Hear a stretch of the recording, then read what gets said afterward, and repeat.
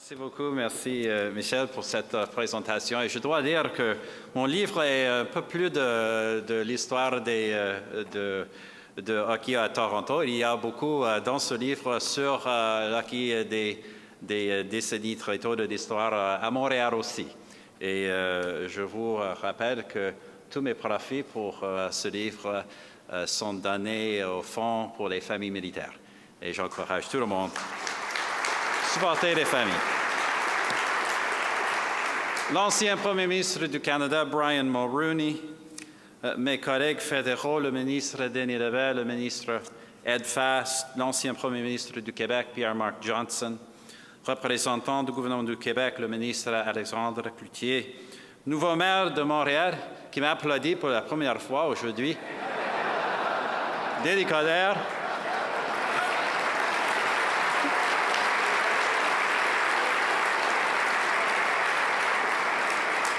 distingués invités, membres de la communauté d'affaires, mesdames et messieurs. It's always a pleasure for me to be back in Montreal.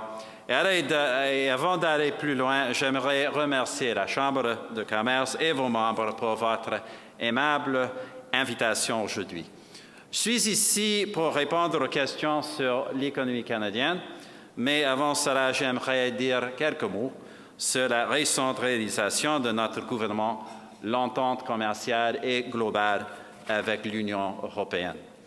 Comme beaucoup d'entre vous le savent, les gouvernements canadiens, depuis des décennies, désiraient conclure un accord de libre-échange avec l'Europe. Depuis des années 70, en fait. So obviously, the Canada-Europe Free Trade Agreement is a big deal. It is a very big deal. Now, I have said it is the biggest deal in our country's history, a claim which I understand has been disputed in some circles. So allow me to frame my remarks by addressing this question directly. Mes chers amis, depuis quelques semaines maintenant, plusieurs analystes se prêtent à des comparaisons entre le traité de libre-échange avec les États-Unis et les négociations que nous venons de conclure avec l'Union européenne. Lequel est le plus important? It's a good question. Which is the bigger deal, the original Canada-US Free Trade Deal agreement, or which of course led to the North American Free Trade Agreement, NAFTA, or the negotiations that we have just concluded with the European Union? Now first, let me just make the case for the original Canada-US deal. Évidemment, les États-Unis représentent notre plus important partenaire commercial. Nous faisons actuellement beaucoup plus de commerce avec les États-Unis qu'avec tous les pays de l'Union européenne ensemble. On pourrait aussi dire que l'entente entre le Canada et les États-Unis était un événement historique pour le monde, avec l'ALENA, la première grande étape vers la mondialisation économique dans la période de la fin de la guerre froide. Of course, and most important for the history of our own country, that trade agreement with the United States was not only first, it was revolutionary, in a way that only a trade agreement between ourselves and our colossus of a neighbor really could be. On se souvient très bien que l'entente avec les États-Unis avait été vivement critiquée.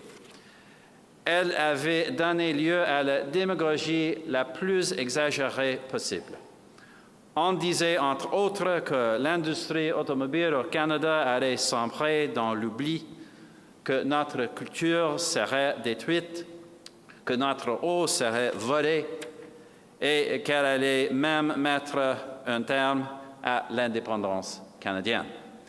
Avec le temps, ces projections se sont avérées fausses, non pas juste un peu incorrectes, mais tout à fait fausses, même aujourd'hui embarrassantes. Et c'est seulement dans les franges les plus extrêmes du paysage politique canadien que ce genre de discours trouve toujours un écho. Mais à l'époque, ce discours était omniprésent.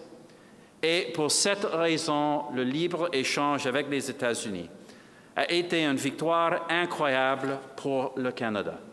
In fact, the Canada-US Free Trade Agreement not only proved the naysayers wrong, it has become one of the sturdiest foundations upon which the unprecedented strength of the Canadian economy today is based. And without that achievement, the truth is, ladies and gentlemen, we could not have concluded, and I could not be here with you today to celebrate our latest historic achievement, free trade with the European Union. Donc, pour ce qui est du libre-échange avec les États-Unis et toute l'Amérique du Nord, nous sommes tous vraiment redevables au gouvernement conservateur de Brian Mulroney.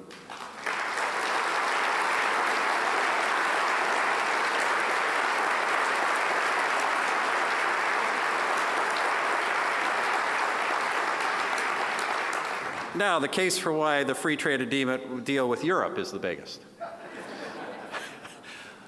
Et je vous dirai pourquoi cette entente avec l'Europe est peut-être encore plus importante.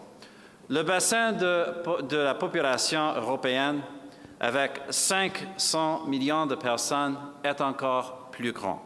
L'Europe représente aussi un plus grand marché commercial, en fait, le plus grand marché intégré au monde.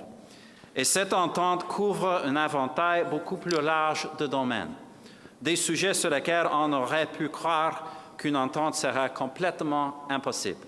Au-delà de l'élimination des tarifs, le traité concerne aussi les investissements, les marchés publics, les services et la mobilité de la main-d'œuvre. Pour cette raison, le journal The Economist a dit que cette entente Canada-Europe est une nouvelle modèle mondial pour des accords commerciaux de l'avenir. Et naturellement, chose encore peut-être plus importante, cet accord avec l'Europe élargit nos relations de libre-échange dans le monde et il le fait de façon vraiment considérable. Ce qui s'avère essentiel en cette époque de chaîne d'approvisionnement à l'échelle mondiale. The agreement with the European Union gives us, as Canadians, an opportunity, a unique opportunity we have long sought, the ability to lessen our dependence on the American market and to diversify our trade beyond the United States, a trend I should mention that has become evident during the life of the government I lead. But friends, if we are truly to compare the Canada-US deal with the European Union agreement, we should also talk about what they have in common. And first and foremost, it is this. Dans les deux cas, dans les premières ententes de libre-échange avec les États-Unis et puis l'Amérique du Nord, tout comme dans les récentes négociations avec l'Europe, le Québec et les Québécois, et en particulier Montréal et cette communauté d'affaires, ont joué un rôle crucial.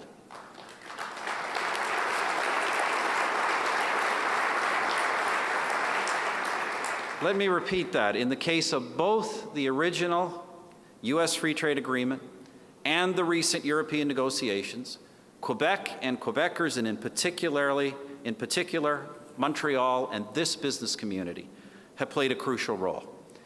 Naturellement, le libre-échange avec les États-Unis était la cause que Brian Mulroney défendait, mais cette idée était également appuyée par les partis provinciaux de tous les horizons politiques au Québec.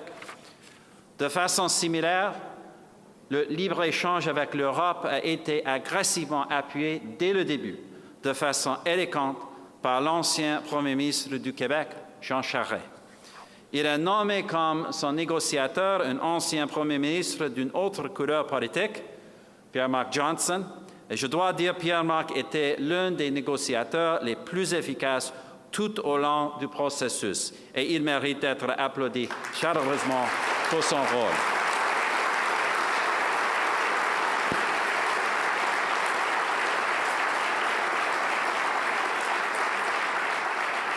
Et bien sûr, le nouveau gouvernement de Mme Marois était lui aussi un partenaire constructif.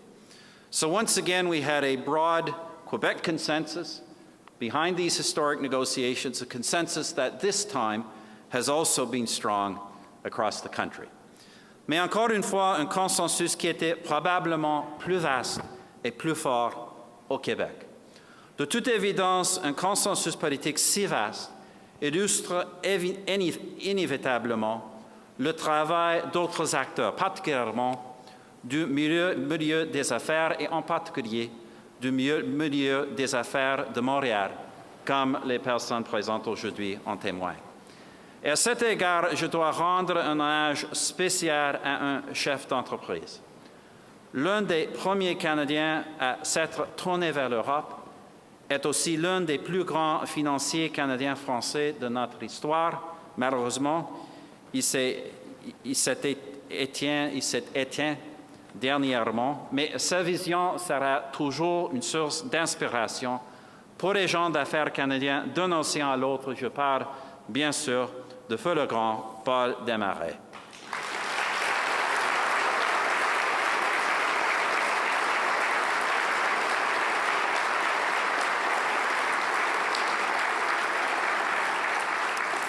En résumé, je tiens à remercier les entreprises, les hommes et les femmes du Québec qui nous ont encouragés à se lancer dans ces aventures. Ces aventures, comme Michel a déjà mentionné, qui changent à tout jamais le paysage économique de notre grand pays. Now, ladies and gentlemen, the rest is up to you. Over the next couple of years, legal and technical work will be completed. The deal will be translated into the 24 languages of the European Union, and the ratification process will begin. But it will be for you as business people to see the opportunities and to take advantage of them. And those opportunities are enormous. Nous parlons d'un accès pratiquement exempt de tarifs et en grande partie sans obstacle pour le transport vers un marché bien établi dont le PIB est de 17 000 milliards de dollars. Le libre-échange avec les États-Unis a déjà prouvé que les entreprises canadiennes peuvent affronter les meilleurs et en sortir gagnantes. Et maintenant, plus que jamais auparavant, nous, Canadiens, nous trouvons dans une position de force. Grâce à des taux d'imposition concurrentiels, un bilan relativement solide, à notre stabilité politique et au système financier le plus sûr au monde. As I said in the throne speech, with all of these things lining up, it is Canada's moment, and it is the time to seize that moment. We hope to see you, business people such as yourselves, in the next 2 years, take off to Europe, engage in new business partnerships, and open new markets, and our government will be working with you. Nous pouvons devenir à court et moyen terme le pivot commercial incontournable entre l'Europe et les États-Unis. Alors, profitons-en. Entre-temps, je peux vous assurer que l'économie est et demeurera la priorité numéro 1 de notre gouvernement. Une priorité qui, je crois, se reflète dans le rendement exceptionnel de ce pays. Un rendement qui ne pourrait qu'à s'améliorer lorsque Montréal et tout le Québec seront pleinement représentés au cœur de notre gouvernement. Mais cette question pourra être abordée un autre jour. Aujourd'hui, chers amis, j'attire votre attention sur ces accords commerciaux historiques comme étant un exemple parfait des choses extraordinaires que l'on peut accomplir en travaillant ensemble. Et c'est en continuant sur cette voie que nous allons assurer la création d'emplois, la croissance économique et la prospérité à long terme à Montréal, au Québec et à la grandeur du Canada. Merci beaucoup.